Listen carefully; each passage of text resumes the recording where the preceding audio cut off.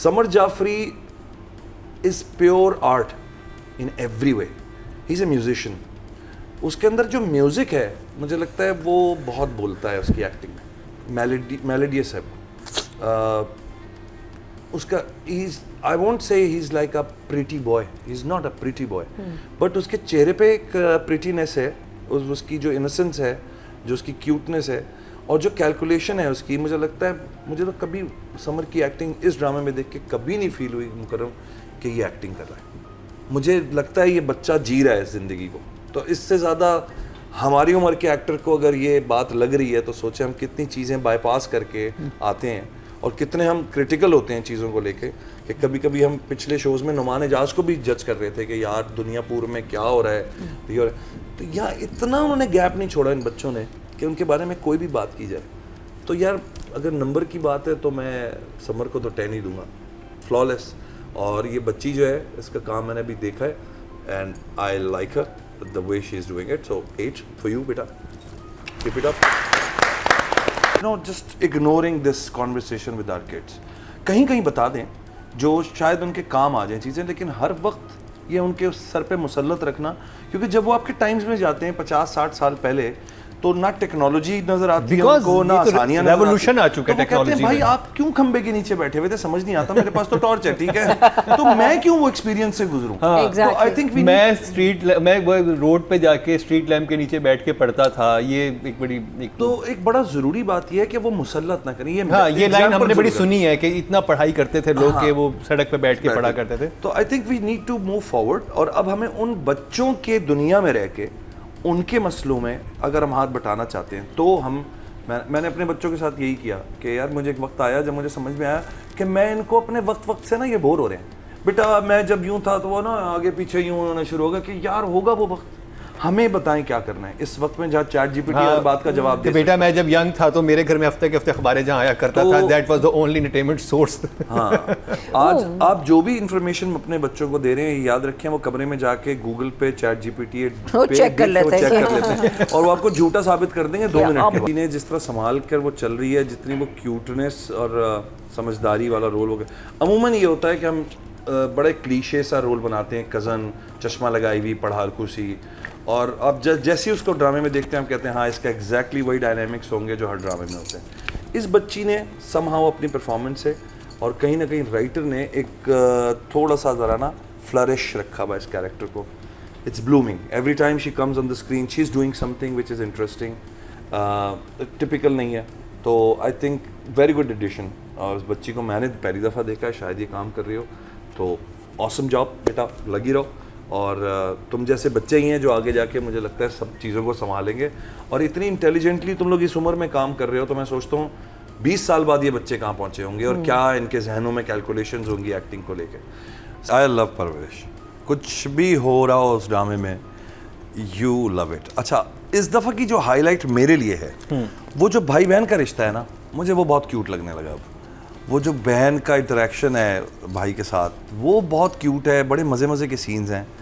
और जो सिचुएशन अभी उसके पास भाई बहन है, वो कज़न है, वो तो कज़न बहन भाई हुए ना, बहन भाई. हमारे यहाँ करा देते हैं, हमारे यहाँ शादियाँ हो जाती. असल में this is how it should. हाँ, but I like that combo. I think she likes him. और वो बहुत मज़े का एक वो चीज़ है. फिर उसका वो जो पास होने का सारा प्रोसेस था वो बड़ी समझदारी से लिखा हुआ एक पूरा सीक्वेंस था.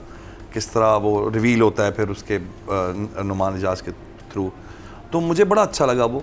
और मुझे लगा it's smart writing, very smart writing. के जबकि स्लो था बहुत ये वाला एपिसोड, दोनों पास हुए, दोनों की अपनी अपनी लाइफ स्टार्ट हुई, सब कुछ हुआ.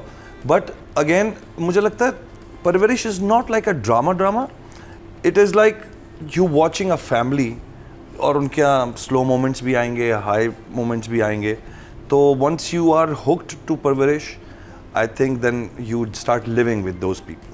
तो आई लव परवरिश. और उसके लिए मैं क्या कह सकता हूँ, बहुत सारी तारीफ़ें हैं लेकिन आगे भी हमने बहुत सारी बातें करनी है, लिहाजा 2 thumbs up. डायरेक्शन की तो जितनी तारीफ़ की जाए कम है, क्योंकि किसी एक एलिमेंट पे बात नहीं होती.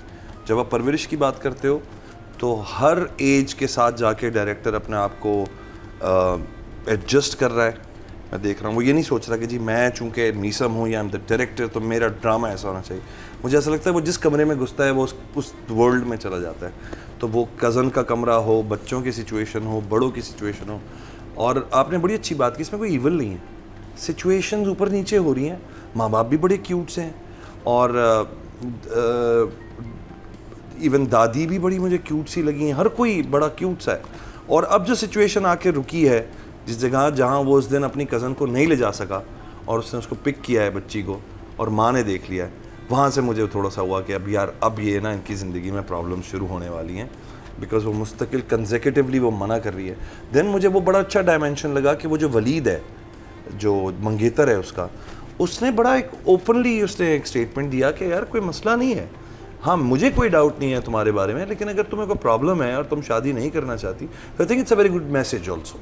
ये कि मंगनी हो गई है, अब तो मेरी मिल्कियत हो और मैं जैसा कहूँगा वैसा होगा, वो टिपिकलनेस नहीं थी उस कैरेक्टर में। तो राइटर को इस बात के नंबर जाते हैं कि उसने एक डायमेंशन खोल के रखी हुई है which actually changes the whole dynamics of the drama. तो उससे वो उसके चेहरे पे जो रिलैक्सेशन आई है मुझे बड़ी क्यूट लगी है ना, कि एक्सप्रेशन तो कमाल ही होता है, बच्ची मतलब यस वो साइलेंट मोमेंट्स जो इधर उधर देखती है ना, मैं बस उसका वेट कर रहा होता। जब वो कुछ शॉक में आती है ना तो she starts looking here and there, she looks like a cat, confuse cats होती है ना छोटी बेबीज किटन्स। तो आई थिंक मीसम को तो जिस दिन मेरा ये टीजर इनका चला था मैंने मीसम को मैसेज किया था, मैंने कहा ब्रो ये हिट है, तो he was like super hit है यस। और वो वक्त के साथ साथ मैं बस जो भी पोस्ट मुझे नज़र आती है मैं तो शेयर करता हूँ, मीसम को मैं कहता रहता हूँ कि बस आपने एक सुपर हिट ड्रामा बना दिया। और इसकी ज़ाहिर एक वजह बहुत ये भी है कि ये जो दोनों बच्चे हैं पहले भी काम कर चुके हैं, तो एक केमिस्ट्री है ना, और एक केमिस्ट्री है जो मुझे लगता है काम आ रही है उन दोनों को। और शायद ये बच्चों में से कोई भी बच्चा ना होता आमने सामने तो शायद ये जो रिज़ल्ट आ रहा है ये नहीं आता। तो ये जो रिलैक्सेशन इन दोनों ने क्रिएट की हुई है इन सीन्स में, ये कमाल है। मुझे नंबर देने यार मीसम को तो मैं 10 नंबर्स दूंगा, all the way 10 numbers. And writing में I think writer is so smart, the writer is so smart. And और मैं एक चीज़ राइटिंग में कहना चाहूँगा कि राइटिंग के दो जो अनवर सजाद साहब ने हमें बताया था कि एक होती है राइटिंग जिसमें आप ना बड़े बड़े इवेंट्स पहले बना लेते हैं, जी हाँ, ठीक है, कि जैसे डाइन में था कि एक उसने उसको मारना भी है, वो कब्र से निकलेगी भी, फिर उसका रूप चेंज होगा और वो होगा, वो उसे थोड़ा इजी राइटिंग कहते हैं कि आपने वो इवेंट्स बना लिए, अब उनको बीच में फिलिंग करनी है। ये जो राइटिंग होती है ना, ये बहुत मुश्किल राइटिंग है, क्योंकि इसमें बड़े इवेंट्स नहीं है, स्मार्ट राइट, और इसमें आपने इंगेज रखना है लोगों को, कोई और बहुत छोटे छोटे मैसेजेस को बहुत ही कैजुअली कन्वे करना है। ये this something else, this writing is very different from the जो नॉर्मल राइटिंग हम देखते हैं। तो मुझे लगता है जो रिसर्च और जो अंडरस्टैंडिंग राइटर की इस तरह की एक वर्ल्ड की है वो एक्सेप्शनल है, बहुत स्ट्रॉन्ग है। मतलब वो रीडिंग है, फिर इसका मतलब ऑब्जर्वेशन है, रीडिंग है, रिसर्च है, तो इसके अलग नंबर होते हैं भाई। इसके भी मैं 10 देना चाहूँगा, जो 2 एपिसोड्स देखे हैं। यानी कि 10 का मतलब है पगली रुलाएगा। No just ignoring this conversation with our kids, कहीं कहीं बता दें जो शायद उनके काम आ जाए चीज़ें, लेकिन हर वक्त ये उनके सर पे मुसल्लत रखना, क्योंकि जब वो आपके टाइम्स में जाते हैं 50-60 साल पहले, तो ना टेक्नोलॉजी नजर आती है उनको, ना आसानियां नजर आती है, रेवोल्यूशन आ चुका है टेक्नोलॉजी में। भाई आप क्यों खंबे के नीचे बैठे हुए थे, समझ नहीं आता, मेरे पास तो टॉर्च है, ठीक है, तो मैं क्यों वो एक्सपीरियंस से गुजरूं। तो आई थिंक मैं रोड पे जाके स्ट्रीट लैम्प के नीचे बैठ के पढ़ता था, ये एक बड़ी एक बड़ा जरूरी बात ये है कि वो मुसल्लत ना करें। ये लाइन हमने बड़ी सुनी है कि इतना पढ़ाई करते थे लोग कि वो सड़क पे बैठ के पढ़ा करते थे। तो I think we need to move forward, और अब हमें उन बच्चों के दुनिया में रह के उनके मसलों में अगर हम हाथ बटाना चाहते हैं तो मैंने अपने बच्चों के साथ यही किया कि यार मुझे एक वक्त आया जब मुझे समझ में आया कि मैं इनको अपने वक्त से ना ये बोर हो रहे हैं। बेटा मैं जब यूं था तो वो ना आगे पीछे यूं होना शुरू होगा कि यार होगा वो वक्त, हमें बताएं क्या करना है इस वक्त में, जहाँ चैट जीपीटी हर बात का जवाब दे। बेटा मैं जब यंग था तो मेरे घर में हफ्ते के हफ्ते अखबारें जहाँ आया करता था, that was the only entertainment source.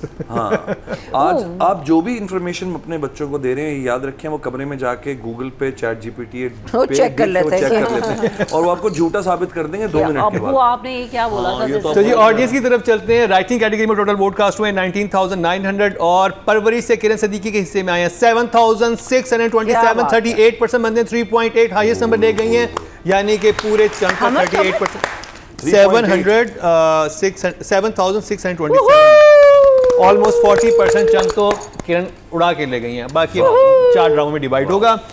और अगर बात की जाए डायरेक्शन की तो टोटल वोट कास्ट हुए 20,000 और मीसम के हिस्से में आए हैं 6,192, 31% बनते हैं 3.1 इनको मिले हैं, तो 31% चंक ये ले गए और ये भी हाईएस्ट ही हैं। ओके जी, अब कास्ट की बात करते हैं तो इस दफ़ा जजिस का कहना है कि हम रेहाम रफ़ीक को और समर जाफरी को करेंगे, क्योंकि आना तो है ही कमाल, क्योंकि हमने लास्ट शुरू से हम रेट उनको करते आ रहे हैं, लेकिन रेहाम का इस दफ़ा थोड़ा सा राइट बनता है, इस वक्त सीन्स भी उनके ज़्यादा थे। तो रेहाम और समर। भाई रेहाम के बारे में मैंने पहले शुरू में भी कहा कि उस बच्ची ने जिस तरह संभाल कर वो चल रही है, जितनी वो क्यूटनेस और समझदारी वाला रोल हो गया। अमूमन ये होता है कि हम बड़े क्लीशे सा रोल बनाते हैं, कज़न, चश्मा लगाई हुई, पढ़ाकू सी, और अब जैसे ही उसको ड्रामे में देखते हैं हम कहते हैं हाँ इसका एग्जैक्टली वही डायनामिक्स होंगे जो हर ड्रामे में होते हैं। इस बच्ची ने समहाउ अपनी परफॉर्मेंस से और कहीं ना कहीं राइटर ने एक थोड़ा सा ज़रा ना फ्लरिश रखा हुआ इस कैरेक्टर को। It's blooming. Every time she comes on the screen, she's doing something which is interesting. Typical नहीं है, तो I think very good addition. और उस बच्ची को मैंने पहली दफ़ा देखा है, शायद ये काम कर रही हो, तो awesome job बेटा, लगी रहो। और तुम जैसे बच्चे ही हैं जो आगे जाके मुझे लगता है सब चीज़ों को संभालेंगे, और इतनी इंटेलिजेंटली तुम लोग इस उम्र में काम कर रहे हो, तो मैं सोचता हूँ 20 साल बाद ये बच्चे कहाँ पहुँचे होंगे और क्या इनके जहनों में कैलकुलेशंस होंगी एक्टिंग को लेके। Samar Jafri is pure art in every way. He's a musician.